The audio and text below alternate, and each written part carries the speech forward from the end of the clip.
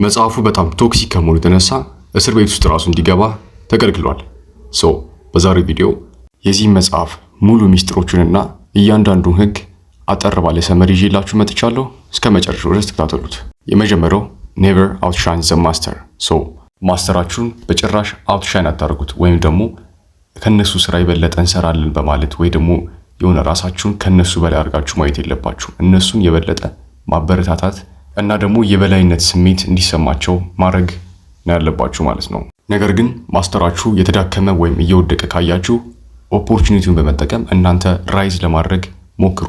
ሁለተኛው ደግሞ ጓደኞቻችሁ ላይ 100% እምነት አይኖራችሁ። ጠላቶቻችሁንም እንዴት መጠቀም እንዳለባችሁ ማወቅ አለባችሁ። አንዳንድ ጊዜ ጠላቶቻችን ከጓደኞቻችን የበለጠ ሊረዱን ወይም ሊያግዙን የሚችሉበት ሰዓት አለ። መጽሐፉም ከጓደኞቻችን ይልቅ ጠላቶቻችን የበለጠ ስራ ላይ ያግዙናል ወይም የተሻለ ስራ ይሰሩልናል ብሎ ያምናል። ሶስተኛው ኮንሲል ዮር ኢንቴንሽንስ። ይሄ ሩል የሚያስቀምጠው ሰዎችን ኦፍ ባላንስ አድርጓቸው፣ ማለትም ፕላናችሁን አትናገሩ። ምን እያቀዳችሁ እንደሆነ ወይም ምን እንዳቀዳችሁ አትንገሯቸው። ያኔ ስለ እናንተ ምንም አይነት ሀሳብ አይኖራቸውም። ይህ ማለት እናንተን ከመጣል ምንም አይነት ነገር ወይም ምንም አይነት ፓወር አይኖራቸውም ማለት ነው። አራተኛው ማለት ካለባችሁ ሁልጊዜም ያነሰ ወይም አነስ ያለ ነገር ተናገሩ። ምን ያነሳል? እንደ ምሳሌ አፉን የዘጋ አሳ አይጠመድም ይላል። ይህ ማለት ብዙ ከማውራት አፋችሁን ቆጥቡ። ያኔ ሰዎችም ስለናንተ እንዳልኳችሁ ምንም አይነት ሀሳብ አይኖራቸውም። ሁሌም መናገር ካለባችሁ ይልቅ ዝቅተኛ ተናገሩ። አምስተኛው ደግሞ ጋርድ ዮር ሬፑቴሽን። ይሄ ማለት ምን ማለት ነው? ሰዎች ስለናንተ የሚደግሙትን ነገር ጋርድ ማድረግ አለባችሁ። ለምሳሌ ዛሬ ካረፈዳችሁ ሁልጊዜ ያረፍዳሉ የሚሏችሁ ከሆነ ይህን ነገር ጋርድ ማድረግ አለባችሁ፣ ማስቀረት አለባችሁ፣ ወይም እናንተን እንደዚህ ከሚሏችሁ ሰዎች ማስቆም አለባችሁ ማለት ነው። ይሄኛው ሩል ደግሞ ሁልጊዜ ልታይ በሉ፣ ያላችሁን ነገር ሾው አፕ አድርጉ ወይም አሳዩ። ማይታይ ነገር ይሞታልና ይላል። ለምሳሌ አንድ አበባ ምንም አይነት ፍሬውን የማያሳይ ከሆነ ሰዎች ውሃ አያጠጡትም ማለት ነው። ይሞታል። እናንተም ያላችሁን ነገር ወይም ታለንታችሁን ማሳየት አለባችሁ። ይሄኛው ደግሞ ሌሎች መስራት የሚችሉትን ስራ ወይም ሌሎች ለእናንተ ሊሰሩላችሁ የሚችሉትን ስራ እናንተ በፍጹም እንዳሰሩት ነው የሚለው። እንደ ኤግዛምፕል ያነሳው ሂስትሪ ወይም ታሪክ የሚያስታውሰው ዋንጫውን ወይም ስኬቱን እንጂ ማን ላብ እንዳፈሰሰ ማን ደም እንዳፈሰሰ አይደለም። ይሄኛው ደግሞ ሰዎች ወደ እናንተ እንዲመጡ አድርጉ፣ በጭራሽም ከእናንተ አይለዩ። እናንተን ፈልጉ የሚመጡበት ምክንያት በጭራሽ ሙሉ በሙሉ መልሱን አትስጧቸው። ለምሳሌ የሆነ ሰው እናንተ ጋር የሆነ ነገር ፊክስ እንድታደርጉለት ከመጣ እንዴት ፊክስ እንደሚደረግ ሰው ማሳየት ያለባችሁ። ቀን በቀን እናንተ ላይ ዲፔንደንት ሆኖ ሁሌ እንዲመጣ ሁሌ እናንተን እንዲፈልግ ነው ማድረግ ያለባችሁ። ይሄኛው ማብራሪያ አያስፈልገውም። ሁልጊዜ ከመለፍለፍ ወይም አሳያችኋለሁ ከማለት በአክሽን ወይም በትክክለኛ ተግባር ሰዎችን ማሳመን ወይም ማሸነፍ ነው ትክክለኛው ማሸነፍ። ይሄኛው ሩል ደግሞ አንሃፒ ወይም ላኪ ያልሆኑ ሰዎች ጋር አብረን መሆን የለብንም።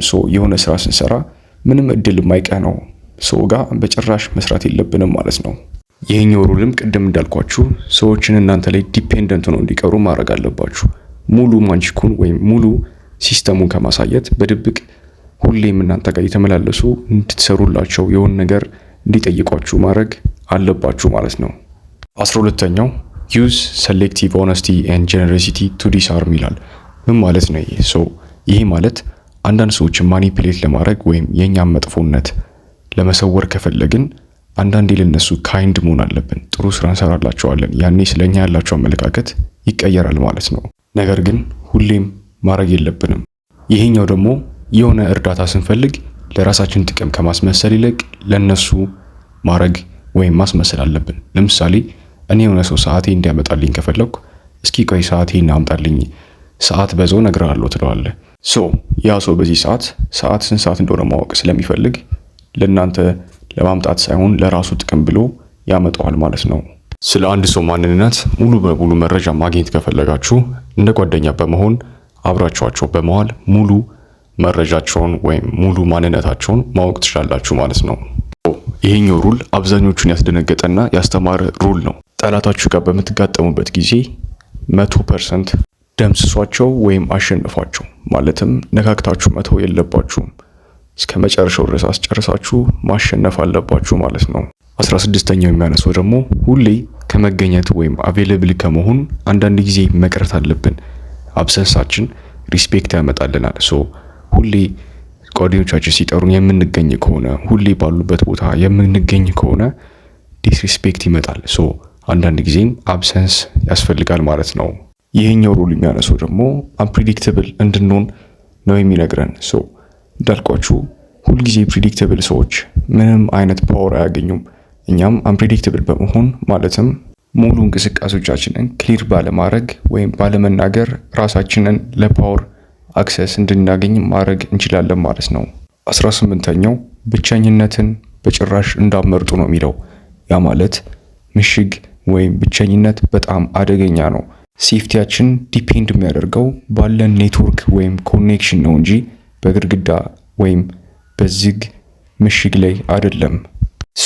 ይሄኛው ሩል ምን አይነት ሰው ጋር ዲል እያደረግን እንደሆነ ወይም የተጣላን እንደሆነ ሁሌም ማወቅ አለብን። ማይሆን ሰው ጋር ማይሆን ጥል ውስጥ ከገባን ራሳችንን 100% ልናጠፋ እንችላለን። ምን አይነት ሰው ጋር ቢዝነስ እንደጀመርን ወይም ደግሞ ዲል እያደረግን እንደሆነ ሁሌም ማወቅ አለብን። ይሄኛው ሩል የሚነግረን ለምንም አይነት ሳይድ ፉሊ ኮሚት ማድረግ የለብንም፣ ማለትም ቃል መግባት የለብንም ማለት ነው። ላይ ራሳችን ፍሎት አድርገን ለማንም ሰው ቃል ሳንገባ ለማንም ሰው ምንም አይነት ፕሮሚስ ሳናረግ መኖር አለብን። በጣም ከተመቹኝ ሩሎች ውስጥ ይሄ አለበት። ይሄ ሩል የሚያነሳው ምንም ጉዳትን ማንፈጠር ምስኪን ሰዎች መስለን ከታየናቸው ሙሉ ማንነታቸውን ግልጽ አድርገው ያሳዩናል ማለት ነው። ማለትም አንድን ሌባ ለመያዝ ልክ እንደ ሌባ መምሰል አለብን። ያኔ ልክ እንደነሱ መስለን ስለታየናቸው ሙሉ ማንነታቸውን ግልጽ አድርገው ያሳዩናል። እንይዛቸዋለን ወይም ሌባ እንደሆኑ እናረጋግጣለን ማለት ነው። በሌላ መልኩ ስናየው ናፖሊዮን የተጠቀመው አንድ ገራሚ ሜትድ አለ። ጠላቶቹ በጣም ንቀውት ነበር፣ አንደርስቲሜት አድርገውት ነበር። ነገር ግን እሱ ድምፁን አጥፍቶ ጸጥ ብሎ አብሶሉትሊ ነው ክራሽ ያደረጋቸው የነበረው ማለት ነው። ንቀታቸውን ጸጥ ብሎ ነበር ያየው። ይህን ሩል በጣም የምናበዛው ከሆነ ግን በጣም ፓወራችን የማጣት ሲስተም ውስጥ ሊከተል ይችላል። ምክንያቱም ኮምፒቲሽናችንን አውርደነዋል ማለት ነው። ይሄኛው ሩል ሰረንደር ታክቲክ ሲሆን ሰረንደር ማለትም ማመን ድክመታችንን ወደ ጥንካሬ ሊቀይርልን ይችላል። ዛሬ ሰረንደር ካደረግን ነገ ጠንክረን መጠን የማሸነፍ ቻንስ አለን ማለት ነው። በተዳከምን ሰዓት ጠላት እስኪገለን ከመጠበቅ ሰረንደር ማድረግ አሪፍና ትልቅ ምርጫ ነው። ይሄኛው ሩል ሙሉ ያለንን ኃይል እንድናሰባስብ ነው የሚነግረን። ነገር ግን አንዳንዴ ኃይላችን በደከመ ሰዓት ብቸኝነት ሊጠቅመን ይችላል። ለምን? እንድናመልጥ ማለት ነው። 24ኛው ፕሌይ ዘ ፐርፌክት ኮርቲየር። ይሄ ማለት ሰዎችን ግሬስ ማድረግና ፍላተሪ የግዴታ ማስተር ማድረግ ያለብን ነገር ነው። ይሄኛው ሩል ብዙ ሰዎች ላይ የሚገኝ ስህተት ነው። ራሳችንን ሪክሬት ማድረግ አለብን። ይህ ማለት ማህበረሰባችን የሚሰጠን የራሳችን የሆነ ሮል አለን። ይህን ሙሉ በሙሉ ሬዚስት ማድረግ አለብን። ለምሳሌ እናንተ ደካማ ናችሁ ስንባል እሺ ማለት የለብንም። ሙሉ በሙሉ ሬዚስት አድርገን ራሳችንን ሪክሬት ማድረግ አለብን ማለት ነው። እቺ ሩል በጣም ለብልጦች ናት። ኪፕ ዮር ሃንድስ ክሊን። ይሄ ማለት ምን ማለት ነው? ሌሎች ደርቲ ወርኩን ወይም ቆሻሻ የሚባለውን ስራ እነሱ እንዲሰሩ ማድረግ አለብን። ምንም አይነት ቆሻሻ የሚባል ወይም መጥፎ የሚባል ስራ ውስጥ የኛ ስም ወይም የኛ እጅ በጭራሽ መካተት የለበትም ማለት ነው። ይልቁንስ ሌሎቹ እንዲሰሩት ማድረግ አለብን፣ ዳይሬክት የሆነ ኦርደር ሳንሰጥ ማለት ነው። 27ኛው ሩል የሚያስቀምጠው በሰዎች ኒድ ወይም በሚፈልጉት ነገር ላይ ሁሌም እኛ ኮንትሮል እንድናደርገው ነው። ማለትም መፍትሄው እኛ ጋር እንዳለ በማስመሰል በእነሱ ኒድ ላይ መጫወት ወይም እኛ ጋር በደንብ ዲፔንደንት እንዲሆኑ ማድረግ ማለት ነው። 28ኛው ማንኛውንም አይነት አክሽን ውስጥ ስንገባ በቦልድነስ ነው መግባት ያለብን። መጀመሪያ ግን ስትሬንግዛችንን ማወቅ አለብን። ማንኛውም አይነት አክሽን ውስጥ ወይም ፍልሚያ ውስጥ ስንገባ በቦልድነስ ራሳችንን ሸዋፕ አድርገን ተነፋፍተን ነው መግባት ያለብን። ያኔ ሰዎች እንዲፈሩ እናደርጋለን። ነገር ግን በጭራሽ እየፈራን መግባት የለብንም ማለት ነው።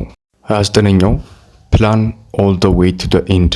ምን ማለት ነው? ይሄ የሆነ ነገርን ፕላን ስናደርግ እስከ መጨረሻው ድረስ ፕላን ማድረግ አለብን። ይህም ማለት እያንዳንዱን ኮንሲኩዌንሶችን በማየት ፕላን እናርግ። ነገር ግን ኦቨር ፕላኒንግ አይናችንን ሊሰውሩ ይችላል። የሆኑ አጋጣሚዎችን ስናገኝ ላንጠቀምባቸው ስለምንችል ሁሉን ነገር አዌር መሆን አለብን፣ ማየት አለብን። ነገር ግን ፕላን ስናደርግ እስከ መጨረሻው ድረስ መሆን አለበት ማለት ነው። ከሌሎች ሰዎች ሪስፔክት ለማግኘት ምንም አይነት ስራ ስንሰራ ድካማችንን ማሳየት የለብንም። ይሄ ማለት ምን ማለት ነው? ለምሳሌ ጂም ቤት ውስጥ 100 ኪሎ ስናነሳ እንደደከመን ሳይሆን እንደ ቀላል ነገር አንስተን ካሳየናቸው ሰዎች በሙሉ ለኛ ያላቸው ክብር ይጨምራል ማለት ነው። ነገር ግን አንዳንዴ የተወሰነ ላብ ማሳየት ሰዎች በእኛ ላይ ያላቸው ርህራሄ ወይም እምነት እንዲጨምር ያደርጋል። ይሄኛው ሁሉን ኦፕሽን እኛ ኮንትሮል እንድናደርጋቸው ነው የሚነግረን። ማለትም ሙሉ የምናቀርባቸው ቾይሶች ወይም ኦፕሽኖች የእኛም ፓወር ሁሉም ሬዝ የሚያደርጉ ወይም ከፍ የሚያደርጉ መሆን አለባቸው። እያንዳንዱን ኦፕሽን እኛ ኮንትሮል ማድረግ አለብን። እንደገና ደግሞ ሁሉም ኦፕሽን እኛን ከፍ ማድረግ የሚችል መሆን አለበት። ይሄኛው ደግሞ ሰዎች እኛን በደንብ እንዲያምኑን በእነሱ ፋንታሲ ላይ መጫወት ነው። ምን ማለት ነው? ማጂካል የሆኑ ድሪሞችን ለሰዎች ማቅረብ። ይህን አደርግላችኋለሁ፣ ይህን እናደርጋለን በማለት የማይታመኑ ህልሞችን በመንገር እነሱ እናንተ እንዲከተሏችሁ ማድረግ ይቻላል ማለት ነው። ይሄ ደግሞ እያንዳንዱ በዙሪያችን ያሉትን ሰዎች ሚስጥራቸውን ወይም ዊክነሳቸውን ማወቅ አለብን። ያኔ ፓወር እናገኛለን። ይህም ፓወር የምንፈልገውን ነገር እንድናገኝ ወይም አክሰስ እንድናደርግ ይረዳናል። ይሄኛው ደግሞ መሆን የምንፈልገውን ነገር መስለን እንድንገኝ ነው የሚነግረን። ማለትም ኪንግ መሆን ከፈለግን ወይም ሌሎቹ እንደ ኪንግ ትሪት እንዲያደርጉን ከፈለግን እኛ እንደ ኪንግ መስለን መታየት አለብን። ራሳችንን ከፍ አድርገን መታየት አለብን ማለት ነው። ያኔ ሌሎቹ እኛን እንደምንፈልገው አይነት ሰው ትሪት ያደርጉናል ማለት ነው። ይሄኛው ማስተር ዘ አርት ኦፍ ታይሚንግ። የሆነ ነገር ስንሰራ ታይሚንጋችን በጣም ማተር ያደርጋል። መቼ ስትራይክ ማድረግ እንዳለብን ሁሌም ማወቅ አለብን ማለት ነው።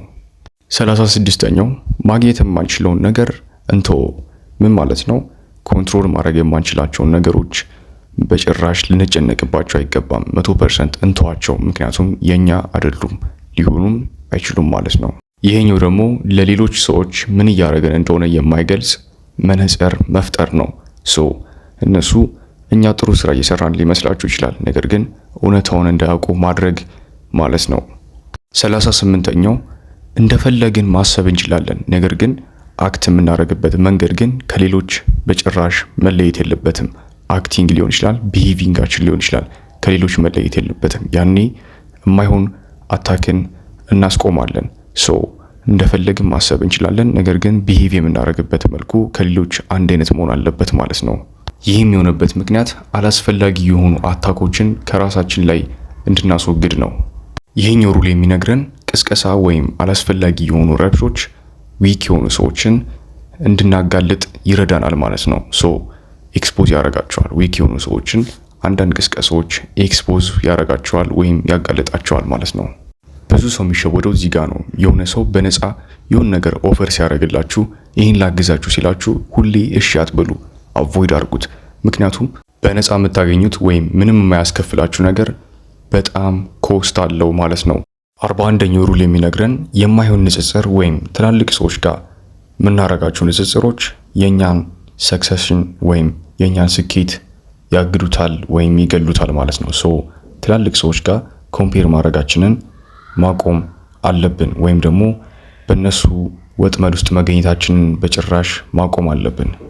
ይሄኛው ሩል የሚነግረን አርጊውመንትን ወይም ክርክርን 100% ትተን በፍቅር ወይም በሎያሊቲ ሰዎችን መግዛት ወይም መማረክ ነው።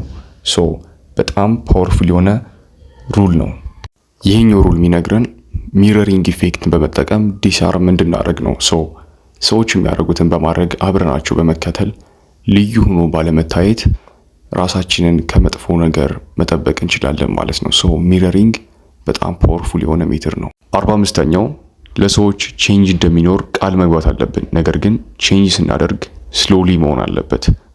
ሰዎች ድንገተኛ የሆነ ቼንጅን ወይም ድንገተኛ ለውጥን ይፈራሉ። እኛ ግን ፕሮሚስ ማድረግ ያለብን ቀስ በቀስ የሚመጣ ቼንጅ እንደሚኖር ነው። ነገር ግን አመጽ ወይም ሪቮሉሽን እንደሚኖር መናገር የለብንም ማለት ነው። እዚህ ጋር ብዙ ሰው ይሸወዳል። በጣም ፐርፌክት ሆነን መታየት የለብንም። አንዳንዴ የተወሰነ ድክመት እንዳለን ማሳየት አለብን። ነገር ግን ሰምታይምስ በጣም ፐርፌክት መሆን ሊጠቅመን ይችላል። ይሄኛው ሩል የሚነግረን ከቪክትሪ በጣም ርቀን መሄድ የለብንም። ምን ማለት ነው? የሆነ ሊሚትን ሪች ስናደርግ ወይም የሆነ ሌቭልን አቺቭ ስናደርግ ያ ቪክትሪ ላይ ስቶፕ ማድረግ ወይም ማቆምን መልመድ አለብን። ሶ ይህ ሩል የሚነግረን ፎርሙለስ እንድንሆን ነው። ፎርሙለስ መሆን ምን ማለት ነው ካላችሁኝ የሆነ ነገርን በፍጥነት አዳፕት ማድረግ ማለት ነው። ሶ አዲስ ታክቲኮች ሲመጡ ቶሎ እነዛን ታክቲኮች ወይም እነዛን ስትራቴጂዎች ቶሎ አዳፕት ማድረግ አለብን፣ መላመድ አለብን። ልክ እንደ ውሃ ማለት ነው። ውሃ በየሁሉም ነገር አዳፕት ያደርጋል። ሁሉን ነገር አዳፕት የማድረግ ፓወሩ ወይም አቅሙ አለው። ነገር ግን አንዳንድ ስትራክቸሮች ማለትም ፈርም የሆኑ ጠንካራ ስትራክቸሮች ሎያሊቲ ይፈልጋሉ፣ ማለትም አዳፕቴሽን አይፈልጉም ማለት ነው። ሙሉ መጽሐፉን እንግዲህ በ15 ደቂቃ ልክ እንደዚህ ሰመራይዝ አድርጌ አቅርቤላችኋለሁ ማለት ነው። እንደተመቻችሁ አልጠራጠርም። በቀጣይ ቪዲዮ እስከማገኛችሁ ድረስ መልካም ቆይታ።